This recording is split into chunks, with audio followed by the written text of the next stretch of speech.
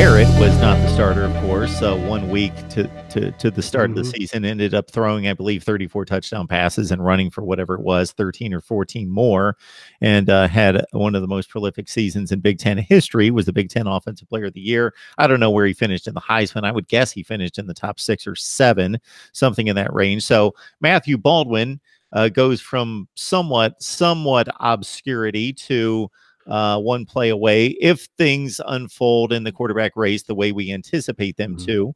And this is a kid that the thing that comes to mind with Matthew Baldwin when his name is brought up is the comment made by Urban Meyer. I believe it was after the Penn State game, the big comeback 2 years ago, 39-38, in which he was asked about Matthew Baldwin for some reason, or something came up in which he was talking about Ryan Day being so excited about seeing Matthew Baldwin on tape that he rushed in to talk to Urban and made him watch tape on Matthew Baldwin as they were preparing for Penn State. And Urban Meyer's like, "Are you crazy?" And he's like, "You got to watch this kid," because it was like Thursday night before the Saturday Penn State game. And so Matthew Baldwin is obviously at Ohio State, and he's most likely going to be the number 2 quarterback. Yeah, and he was a guy who was at Lake Travis in Austin, Texas, huge high school, sat for 3 years behind quarterback at Baylor now, Charlie Brewer. Yes. Maybe.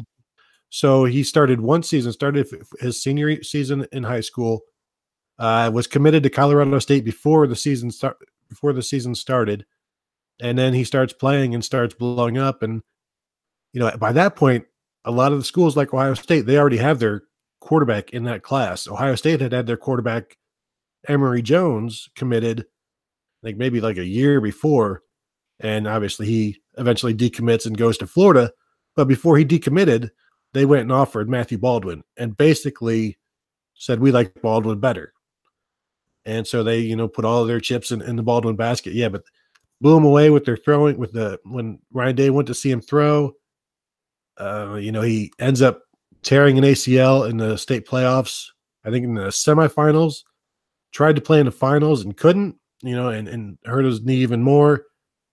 So this past, last spring, he was doing some throwing, couldn't really do anything other than that. But even just doing that, he was impressing his teammates.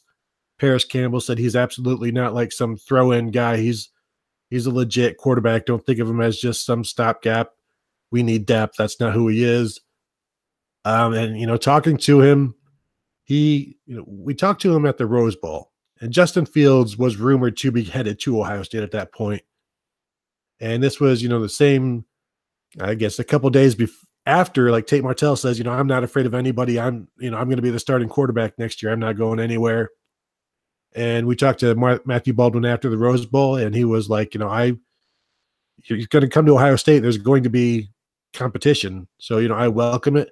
If he comes, that's great, but I'm still going to prepare." And this is even before Dwayne Haskins said he was leaving for the NFL. He's like, "I'm going to prepare to be the starter next year, whether Dwayne is here or not." And so that's his mindset.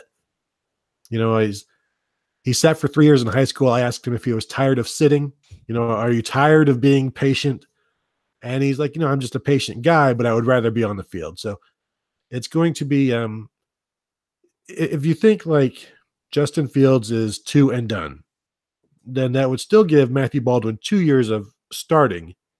And if Ryan Day is this producer of top 10 picks, then there would be a reason to stay around and be patient with that as well, especially if Justin Fields is the next. And now it seems like, Ohio State is maybe trending towards a quarterback you might stick around a little bit longer to be part of that. So, he's mobile enough. He's got a strong arm.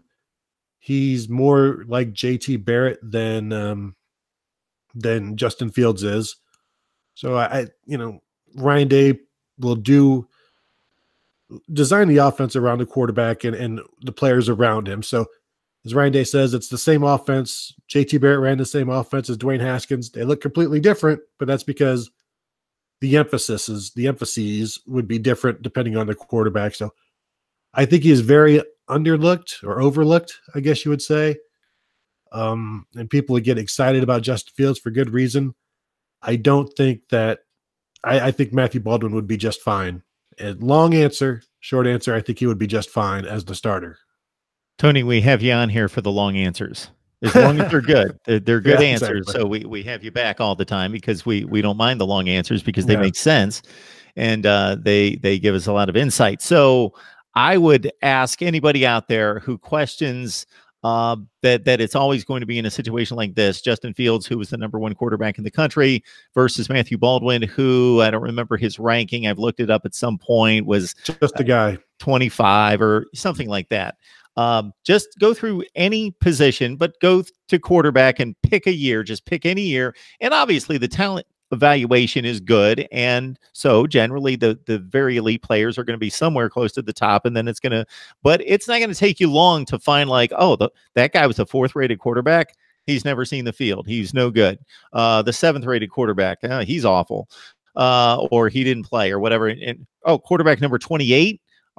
He's a star. Or, you're going to see guys. I remember JT Barrett's number just sticks in my head. I think it was 33rd in the country. And so you're going to see very good college quarterbacks, sometimes elite quarterbacks, who were 25th, 30th at their position. And you're going to see guys in the top 5 and 10 that disappeared. Look at Baker Mayfield. Had to walk on at 2 different schools. Yes.